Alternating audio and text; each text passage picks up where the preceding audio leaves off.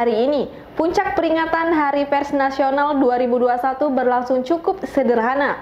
Di Sumatera Selatan, peringatan HPN berlangsung virtual yang terhubung langsung dari Istana Negara. Dalam HPN ini, Presiden Joko Widodo mengaku pemerintah berupaya meringankan beban industri media di tengah pandemi COVID-19.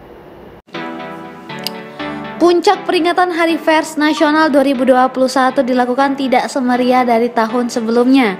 Peringatan HPN ini diselenggarakan secara tatap muka di Candi Bentarhal, Ancol, Jakarta, serta diikuti sejumlah kepala daerah di Indonesia secara virtual yang langsung terhubung dengan Presiden Republik Indonesia, Joko Widodo di Istana Negara.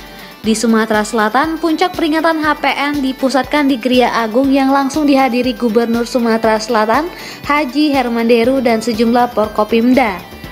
Presiden Jokowi menjelaskan, pemerintah saat ini berupaya untuk meringankan beban industri media di tengah pandemi COVID-19, seperti PPh 21 bagi awak media telah dimasukkan dalam daftar pajak yang ditanggung pemerintah ini hingga Juni 2021. Kemudian pengurangan PPh badan, pembebasan PPh impor, dan percepatan restitusi.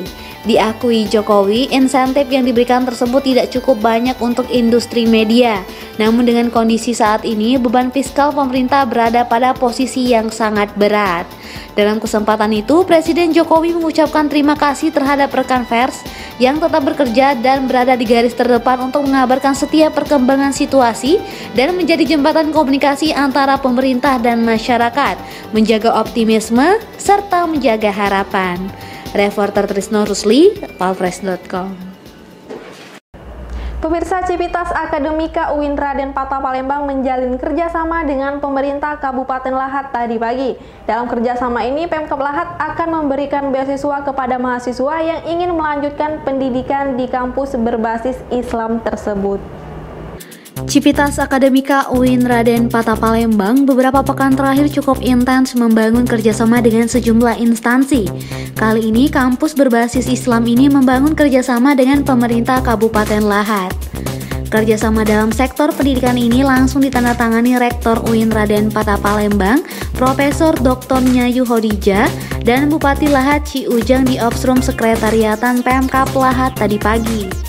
Rektor UIN Raden Patah Palembang, Profesor Dr. Nyayu Hodijah mengatakan, kerjasama dengan Pemkab Lahat ini dikarenakan banyak mahasiswa berasal dari kabupaten ini. Tercatat ada 497 mahasiswa strata 1 dan 15 mahasiswa program magister berasal dari Kabupaten Lahat. Saat ini, sambung Profesor Nyayu, pasca sarjana UIN Raden Patah Palembang, sudah membuka 7 program studi seperti Hukum Tata Negara, Ekonomi Islam, Pendidikan Agama Islam, Manajemen Islam, Pendidikan Agama Islam, dan Peradaban Islam. Tentu terkait dengan 3 tridharma kita, pendidikan, pengajaran, pengabdian, dan pengabdian kepada masyarakat. Ya, tentu saja kedua belah pihak itu bisa saling mendukung, bersinergi untuk saling berkembang. Jadi UIN Raden Patah Palembang itu mendukung Pemkab Lahat, begitu pun juga dengan Pemkab Lahat mendukung perkembangan pendidikan. Sementara itu, Bupati Lahat Ci Ujang mengatakan silaturahmi yang dilanjutkan dengan kerjasama ini sangat didukung, sebab kompetensi pendidikan yang tinggi akan berimbas pada pembangunan daerah.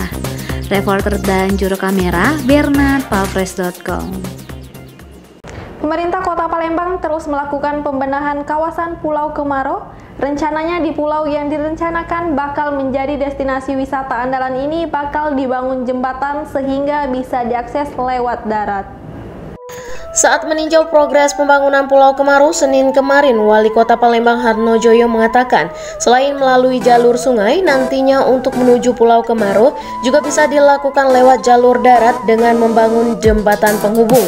Untuk jalan darat, urai Harnojoyo, aksesnya bisa dari lingkar timur luar, bandara, dan kebun sayur, kurang lebih jaraknya 25 km.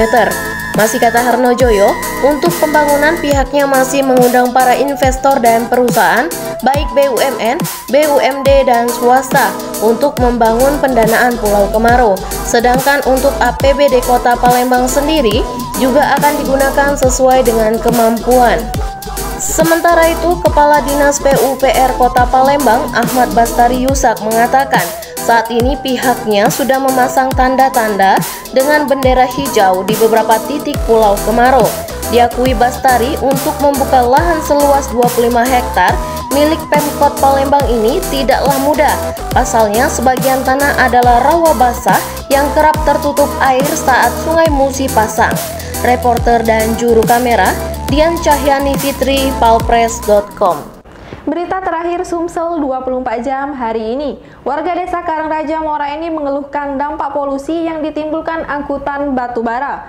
Hal ini akibat banyaknya mobil dump truck Sumbu 2 mengangkut batubara dari Tanjung Enim menuju Simpang Tanjung Jambu, Merapi Timur Lahat yang melebihi batas normal sehingga bongkahan batubara berjatuhan di badan jalan menimbulkan polusi udara berupa debu hitam. Polusi debu hitam akibat bongkahan batu bara yang jatuh dari bak truk Sumbu 2 sudah beberapa hari belakangan mengganggu kenyamanan dan kesehatan warga Desa Karangraja, Kecamatan Muara Enim, Kabupaten Muara Enim. Seorang tokoh pemuda Desa Karangraja, Feby, menyebutkan debu batu bara tersebut kalau tersapu angin dan dilalui kendaraan berterbangan hingga menuju ke permukiman warga. Jika kondisi ini dibiarkan, sambung Feby, dikhawatirkan bisa berdampak pada kesehatan warga seperti penyakit infeksi saluran pernafasan akut atau ISPA. Nah, ini kejadian ini sebenarnya lama. Dari tindak lanjut dari desa kita belum pernah ada. Nah, jadi ini di malam itu puncak-puncaknya debu batubara ini polusinya melonjak. Jadi masyarakat Desa Karangraja khususnya ya nuntut hak mana pertanggungjawaban dari perusahaan itu untuk debu atau polusi debu ini dari pihak perusahaan. Itu perusahaan mana belum tahu ini kayak kita belum tahu perusahaannya dari mana, apabila ada dari perusahaan datang ke desa atau apa kita belum tahu. Jadi tindak lanjut dari masyarakat yang minta tegas ini. Tapi yang positif itu debu dari batubara kan? Batubara. Dari angkutan batubara yang nyampak ke jalan. Dia mengaku sudah menyampaikan keluhan itu kepada pihak pemerintah setempat dan selanjutnya sebagai bentuk protes warga akan melakukan aksi penyetopan angkutan batubara yang melintas dan meminta memutar balik arah.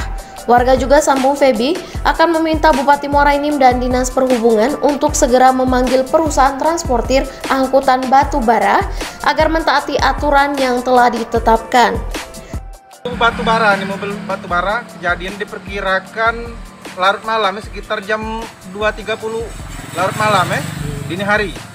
Jadi informasi warga mobil batubara jatuh dari mobil. Nah, berapa kali ini? Lah sering ini bos. Ya lah sering. Jadi selaku masyarakat yang khususnya di sekitar ini terganggu nih kan? Ya kami efeknya ini kan bisa terganggu untuk pernapasan, apalagi dalam suasana Covid ini bos ya. Kita enak-enak menjaga kesehatan, tetapi ada kejadian begini kan ya gimana lah kan. Sementara itu, Kabid Angkutan, Kabid Transportasi dan Angkutan Jalan, Dinas Perhubungan Kabupaten Muara Enim, Ahmad Junaini mengatakan, pihaknya meminta agar para transportir dapat menertibkan armada kendaraannya. Sesuai ketentuan pengangkutan batubara harus ditutup dengan terpal. Dan bagi kendaraan yang terpalnya sudah rusak, agar segera diganti. Reporter dan juru kamera Ahmad Fuadi, palpres.com. Demikianlah berita Sumsel 24 jam hari ini. Bagi pemirsa yang ingin tempatnya dikunjungi atau diliput tim Sumsel 24 jam, silakan tulis di kolom komentar. Jangan lupa subscribe, like, dan share tayangan ini. Saya Sri Dervi, sampai jumpa.